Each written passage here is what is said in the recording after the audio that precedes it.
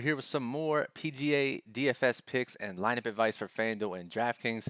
Some best bets, strategies, everything you need for the RBC Heritage down at the Harbor Links. Welcome, I'm Brian Jester, co-founder here at Occupy Fantasy. And if you're new here, what we normally do in these videos, we talk about the betting markets. We analyze the sharp sports books to see what they're telling us for this PGA event. We discuss the weather.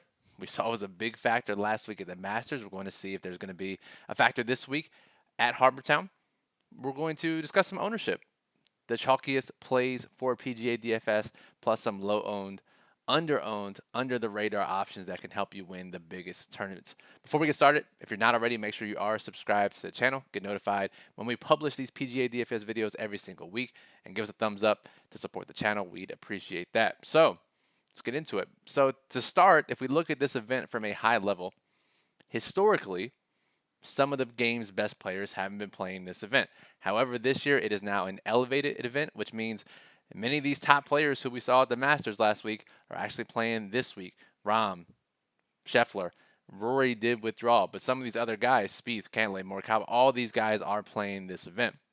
So while in years past we've seen some big winners, some high numbers win this event, will we see the same this week? That's a big question, because you got to figure a week after the Masters, I can't imagine too many of these guys are jazzed up to come play at Harbortown.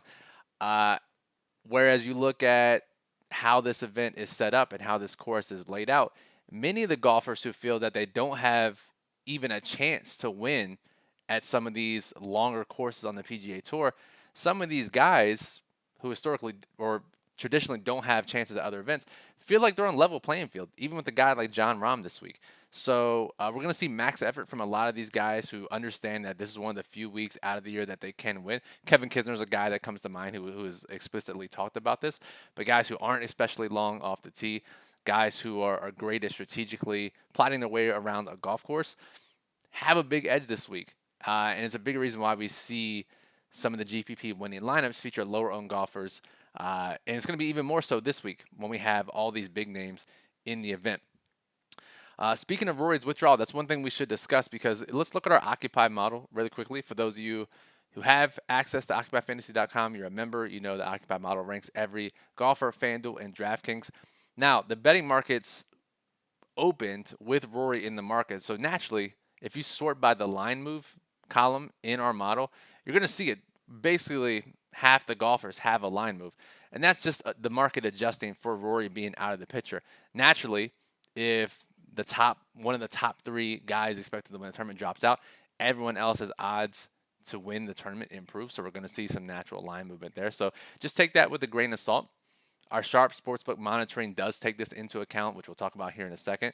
But just keep that in mind, right? Rory's not in the player pool on DraftKings, but his absence does affect how the betting markets have moved since Sunday night.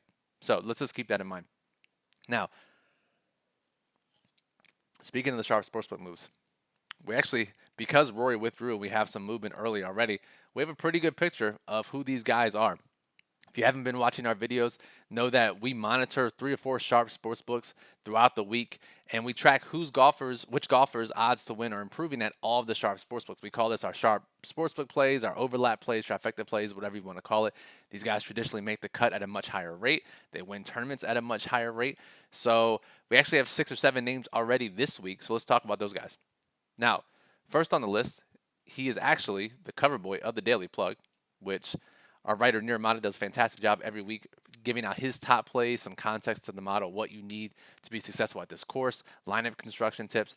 It's Sam Burns, who we have projected for just 10% ownership on DraftKings.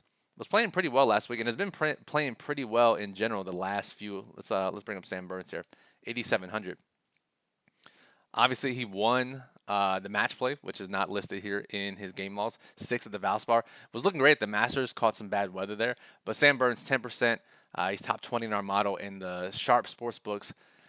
Whoever is betting them, however they're moving, they're in alignment with one of our top plays. Now, looking elsewhere, we have Colin Morikawa, who seems suited for this event, drives the ball really straight.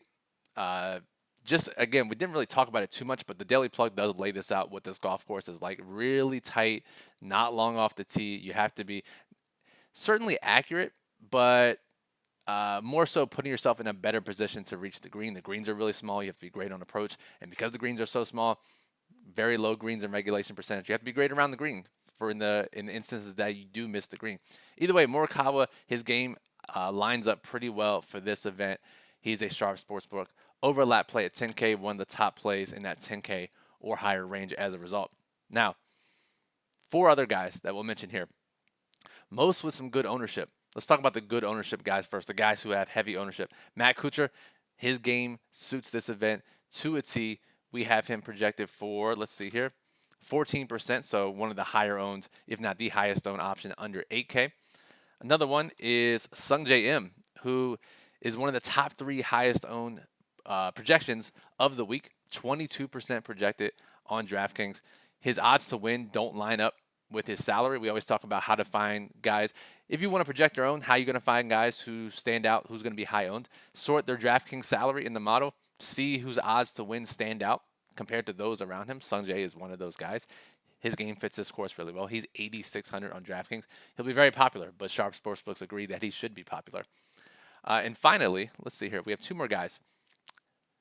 And these 2 guys are, fortunately, a little bit on the lower owned side. These are the guys we really like to hammer in our lineups. First one is Tom Hoge, who missed the cut last week at the Masters.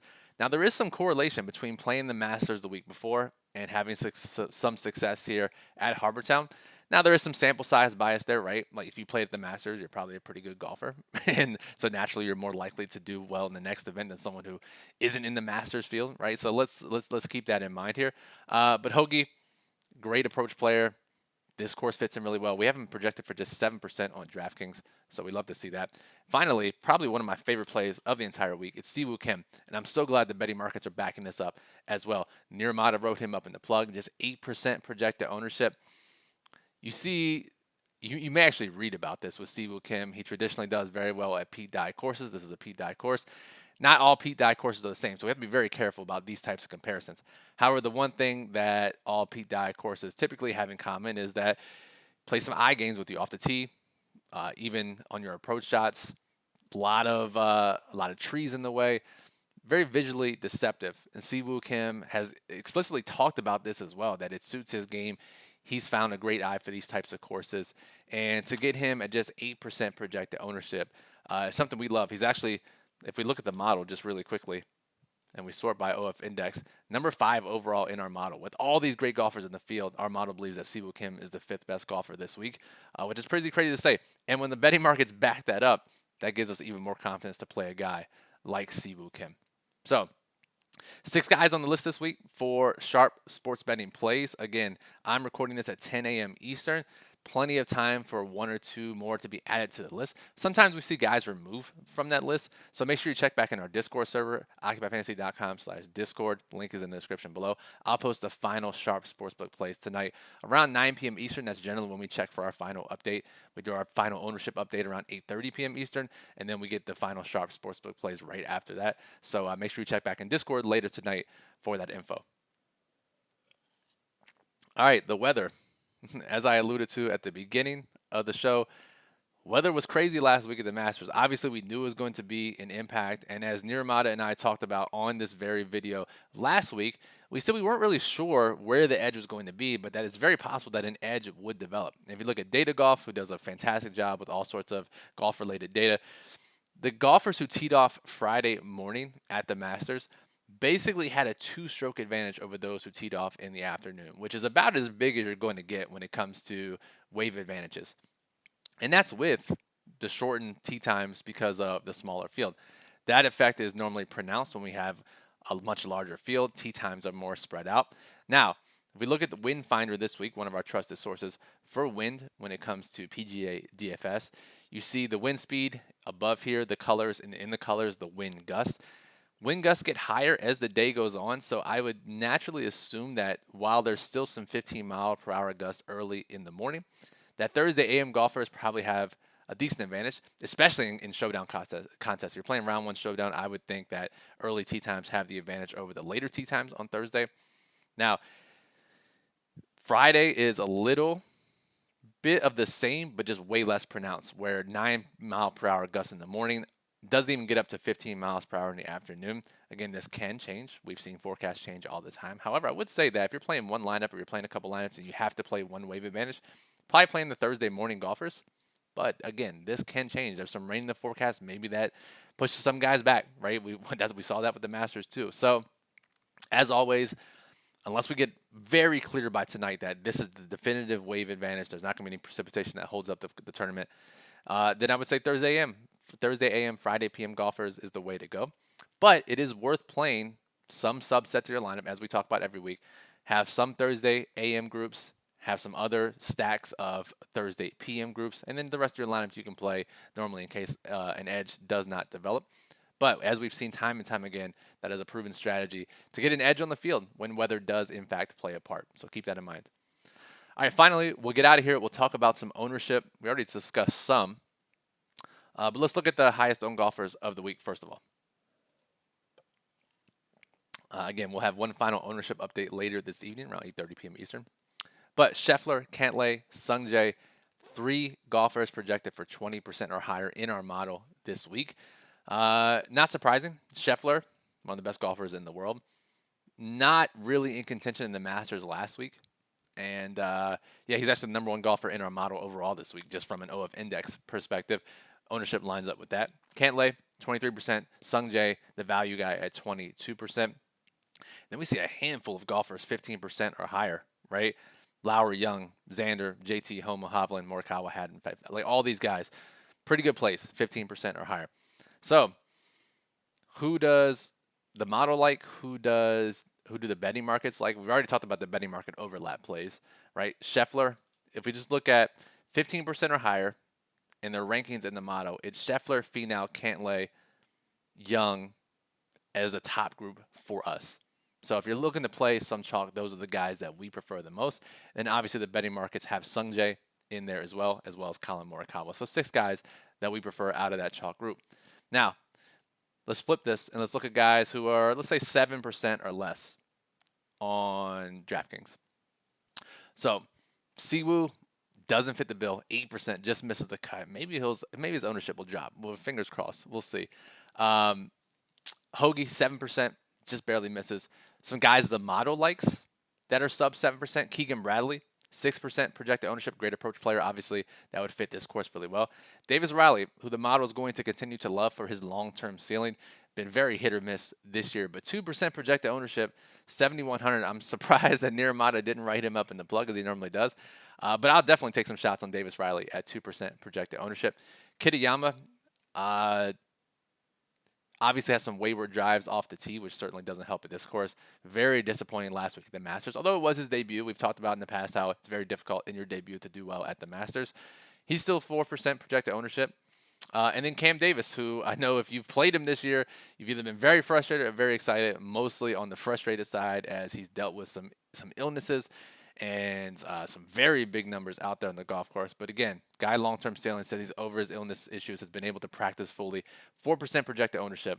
I think it's something that we have to like. And finally, we don't have any overlap plays that are 5% ownership or less.